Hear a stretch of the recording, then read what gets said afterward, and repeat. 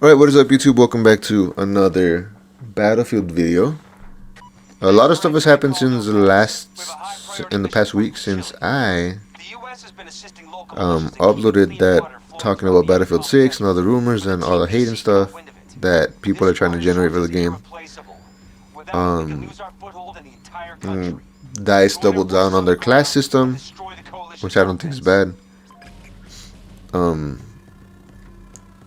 And there's something going around of them wanting to reach 100 million players, which, me being a Battlefield veteran, I think is a stretch.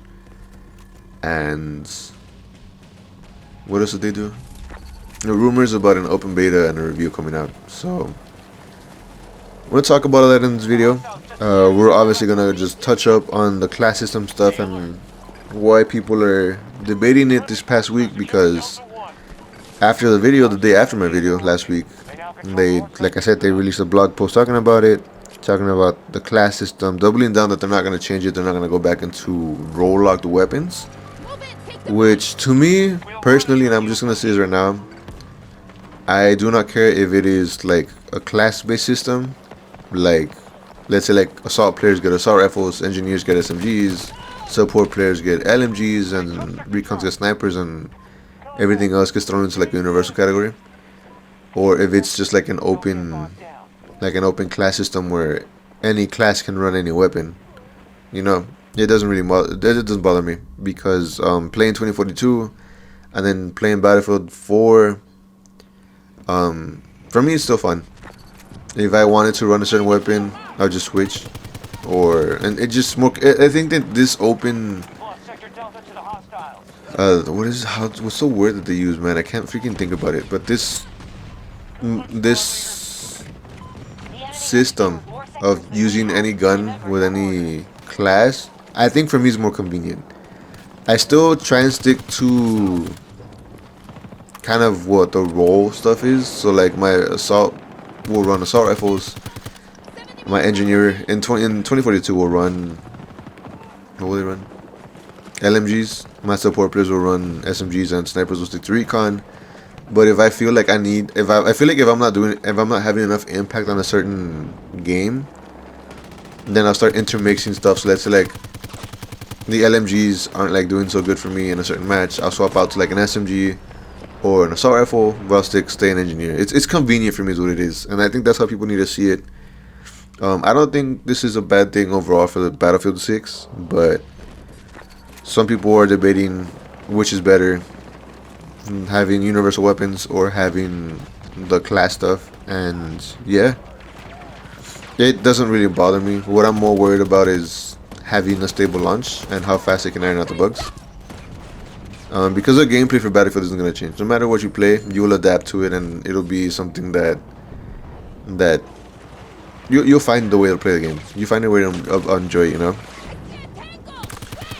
On top of talking about the class, they talked about how it's gonna work.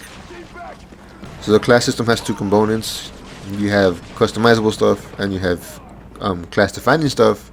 By the way, I know a lot of you have heard this before, because I'm like a week late. I've been busy with work and stuff, but I'm just to like a refresher thing. So a lot of what's class defining are going to be the signature weapon bonuses. So let's say sniper gets a bonus with sniper rifles or recon, whatever. Support gets bonuses with LMGs. Engineer gets bonuses with SMGs. Assault gets bonuses with assault rifles. Signature weapon stuff to give you incentive to use your weapon with your class, you know. Signature gadget. This you can see it here in 2042. So like right now I'm using Liz, so my signature gadget is a repair tool. So there's gonna be a system similar to 2042. Signature trait, I don't know what that trait is, to be honest. And weapon packages, I don't know what that is. And then the other part that's gonna make up the class system is gonna be like customizable stuff. So like weapon loadouts are gonna be customizable. Class gadgets, so like right now, like I said, I'm using Liz, so I'm running. Liz comes with a rocket launcher, right? I am running with the mines as a secondary class gadget. and then throwables. But I don't know how you can customize throwables. But there's probably gonna be skins, so whatever. It is what it is. The training stuff is where it gets interesting because training is going to be. I don't know if y'all remember Battlefield 5. Battlefield 5 had a lot of field upgrades. There were two different ways you can play a certain class. So let's say sniper, right? Because that's the one I think I remember because I played it the most. Sniper had recon, which was sort of more like, what was it, like Pathfinder or something? You'd be able to go out and search for. It would provide different bonuses. I'm not gonna try and act like it right now, if I remember. But yeah, you had your sniper role, which you can play a sniper. You have like increased like holding breath and stuff, and the other I just remember sniper for the recon, and then I want to say it's called Pathfinder or something else, or recon or whatever. I don't know what it was called. It would change up how you play. I think it's something like that, but I think you might be able to customize what your training paths are, similar to how you'd be able to like customize like in Battlefield 5, like the when you would upgrade your weapon, you'd have like a tree instead of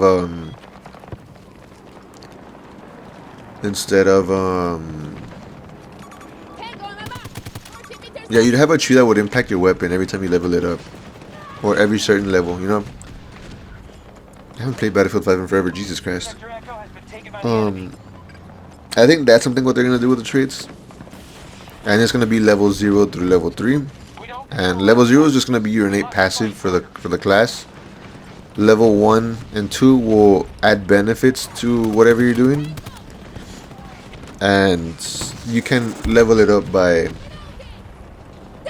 playing the objective, capturing flags, killing people, knocking out vehicles, whatever you need to do to earn points. And then your level 3 one, it's going to be a special thing you can do. The example they use here with the recon class is going to be calling in a UAV. Now, I like that idea. It sounds very interesting, but I do have a concern with it. Is the UAV going to be focused on the squad? So is it going to be beneficial to your squad, or is it going to be beneficial to the team? And how often is it going to be spammed? Because there's some people who can play the objective really good and can like get to level 3 really fast.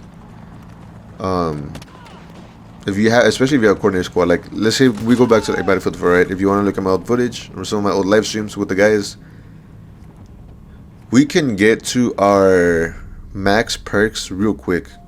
And being as coordinated as me and those guys were, putting that in this situation, you'd be able to get to level 3 really quick. And because once you use your level 3, which is UAV, it's gonna go on a cooldown. How long, I have no idea, but getting back to level 3 and always having that UAV is gonna be a problem. That's what I'm anticipating, because I don't know if it's gonna be on a long cooldown, short cooldown. I don't know if it's gonna be, if it's just gonna benefit the whole team or if it's gonna benefit the squad.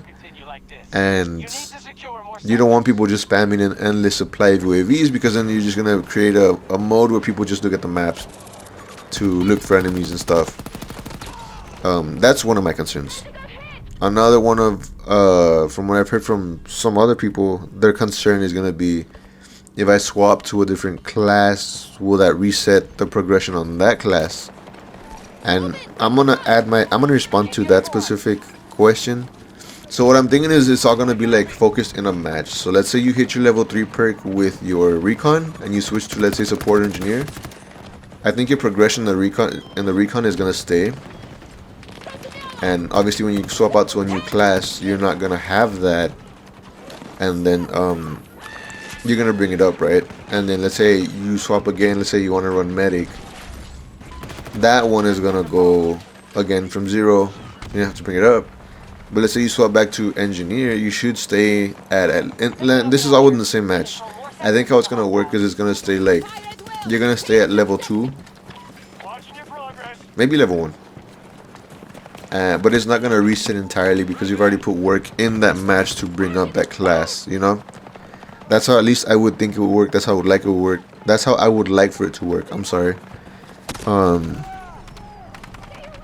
And yeah, people are talking about if having this kind of class system works, if it is healthy for the game, if it is not.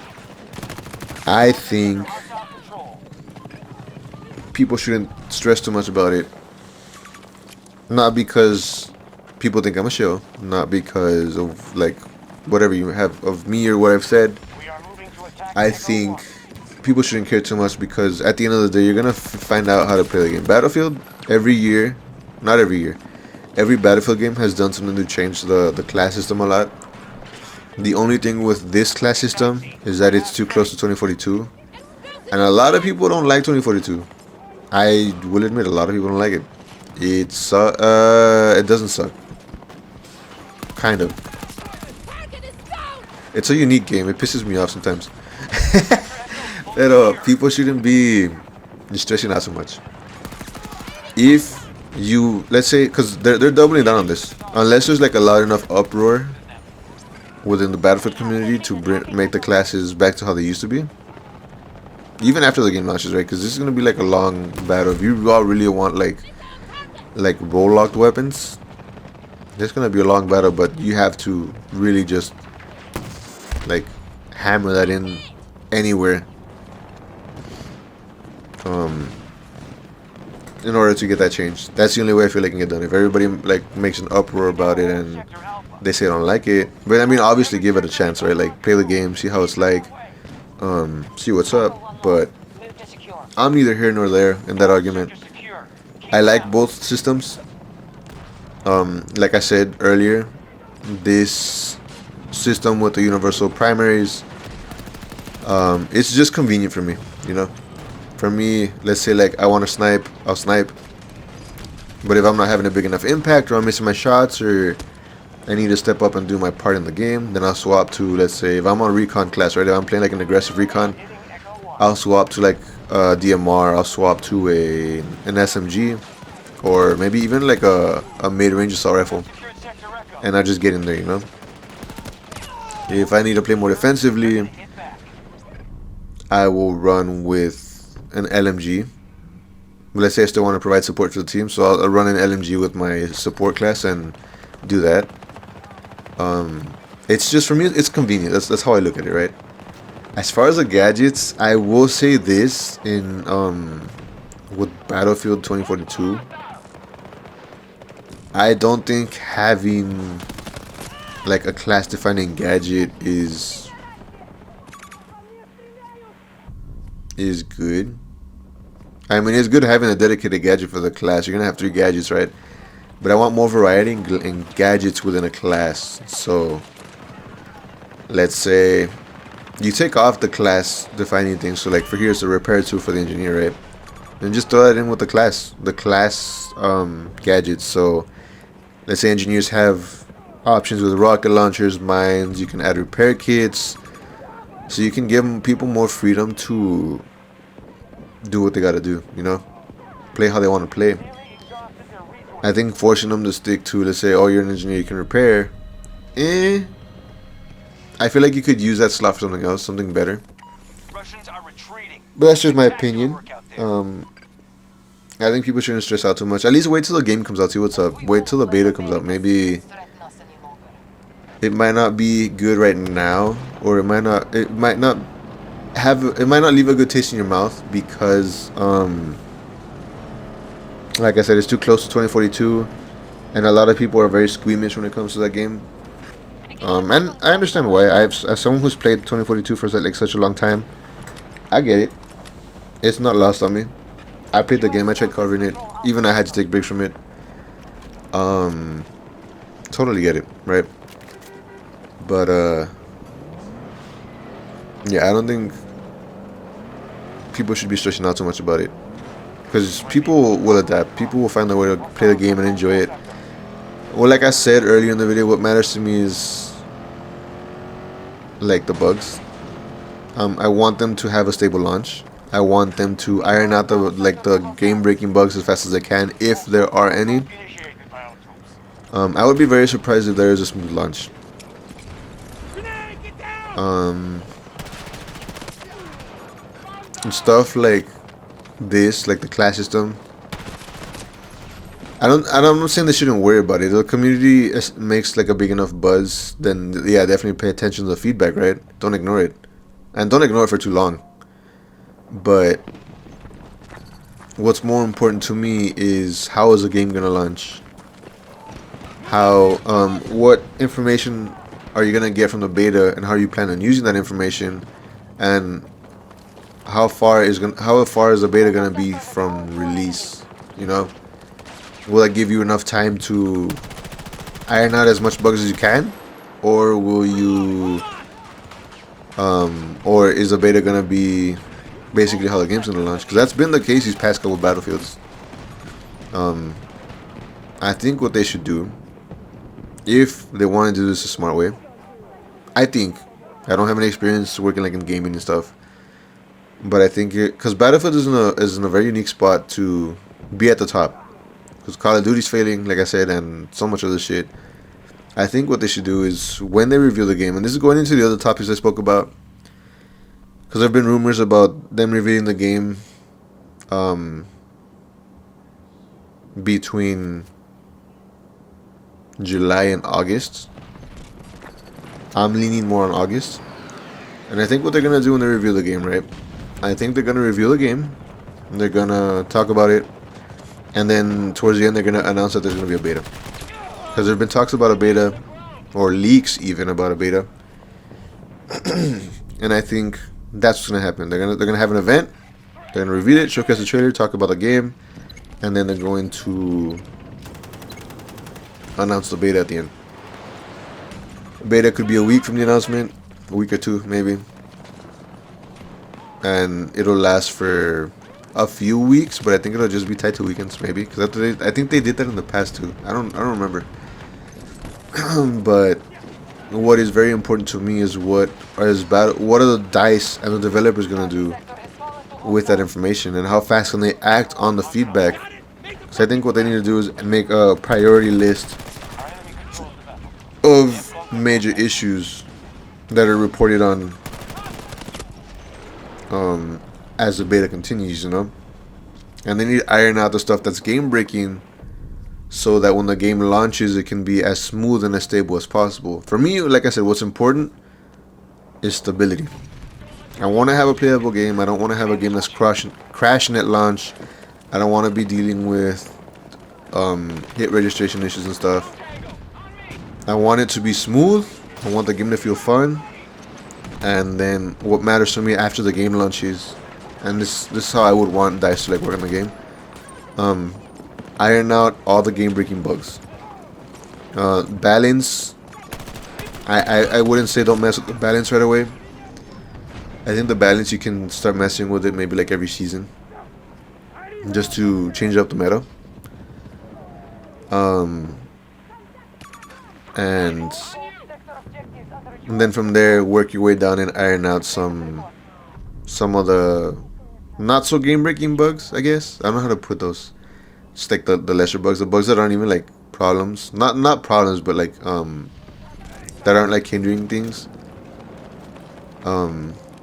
Just so that with each update after the game launches, whether they want to release an update every month, every couple weeks, every week even, if possible, you will feel the game substantially get better, run smoother. Because I think when they release it, those first few months are going to be very important on keeping players. Obviously, you're going to have people that are going to come in the game, they're going to dogpile, it'll be good for a couple weeks, and then it'll die off. But like the people that stay in your game after those couple weeks, those guys are paying attention to the game and how it improves. Yeah, once you release your seasons, your seasonal content, with each patch, man, just update as many bugs as you can and play test your patches so that those patches don't release with more bugs. Because that's been an ongoing situation that Call of Duty has, where like every time they update the game, they fix something and another thing breaks. Battlefield has had that kind of history too, so I'm hoping Battlefield Labs stays like that, or it becomes like a community play testing where you can test out patches, just to ensure some stability. That's all that matters, you know. And see, what have we spoken about? So we spoke about the class system. We spoke about um, we spoke about the beta, rumors of the beta, rumors of the reveal, and finally they made a comment about trying to hit 100 million players. Give me a second, I'm gonna sneeze. 1 second.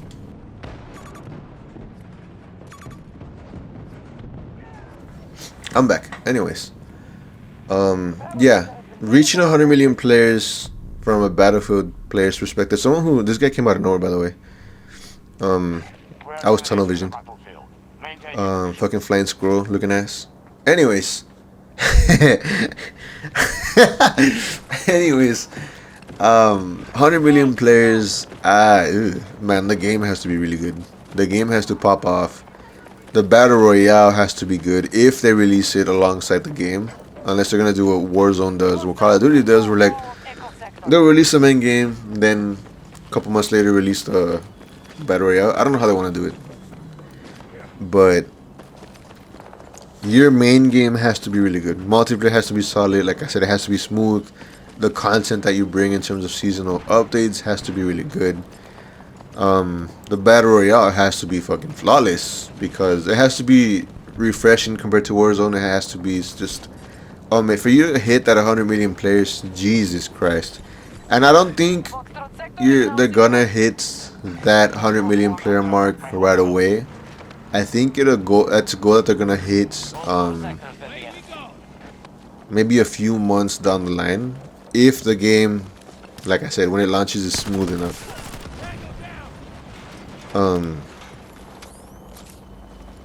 Is it impossible? No. Is it a reach? I think so.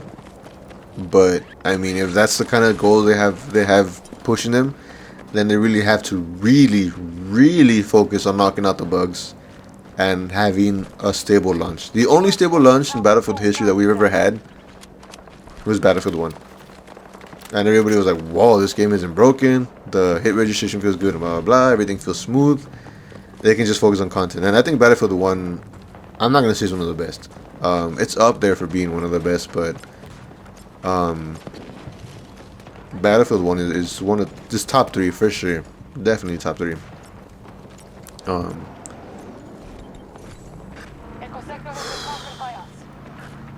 Impossible goal? No. Not impossible. It's just gonna take some time, and they have to, like I said, commit to.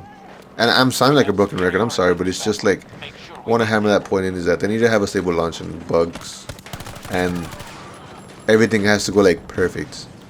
The marketing team is gonna be insane. Those who are Battlefield veterans understand that the marketing team for Battlefield is insane. Those guys can make Call of Duty seem hype if they went into it. I'm excited for the review, honestly. If y'all don't think like they can make a trailer, look up the review trailer for 2042. Look up review trailer, not for Battlefield 5, that one, we don't talk about that. Battlefield 1, and look up for like the update trailers for like Battlefield 4's DLCs. Those are always really hype. Yeah, the marketing team is really good. But yeah. Anyways, that's pretty much what I have to say about everything that's been going on this past week. It's a lot. I know I repeated a lot of what I was saying, but it's just I was trying to piece together certain ideas, but like my mind went blank sometimes. I'm gonna cut the video out here. Hope you'll have a good day wherever you're at. I hope y'all enjoyed the video. And if you did, leave a like, comment, let me know what you think of the video. Let me know what you think about the stuff that I've said regarding the class system and the beta and the reveal and stuff. Do you agree? How do you think the game's gonna be revealed? Like, what's up? What do you think is gonna be the next Battlefield? Do you think it's gonna be Battlefield 6, or do you think they're gonna name it something else? Let me know. Definitely, I'm gonna be reading the comments, and I am going to make you all a promise regarding Battlefield. So last week's video was sort of a test to see what's up. Last week's video, and I'm not drawing it out, like I'm not trying to do it. I really have to say this. So last week's video was sort of a test for me, because I could clickbait. It's to show you all that people are going to come up with these crazy fucking titles to paint a narrative that isn't even true. I am going to promise those of you who are in my community who play Battlefield that I'm going to try and remain as unbiased as I can and objective with what happens with this next Battlefield. I will give my opinions on it, how I feel about it, but how I feel about it isn't going to be how you feel about it. You are entitled to your opinion, you have your own experience, you have fun, do whatever you do, right? I am going to be covering Battlefield 6, whether it's good or bad. I did that with 2042. And like I said, I'm going to be as unbiased as I can regarding whatever drama pops up, regarding whatever happens with the updates. I'll be objective with it. If I do start getting into like biases or feelings, it's gonna be probably because something is bad, like a launch is like an update broke some things or whatever, or like stuff like that. But I'm gonna try and be as unbiased as I can regarding what people say, and I will talk about what people say about certain things if they are like big issues.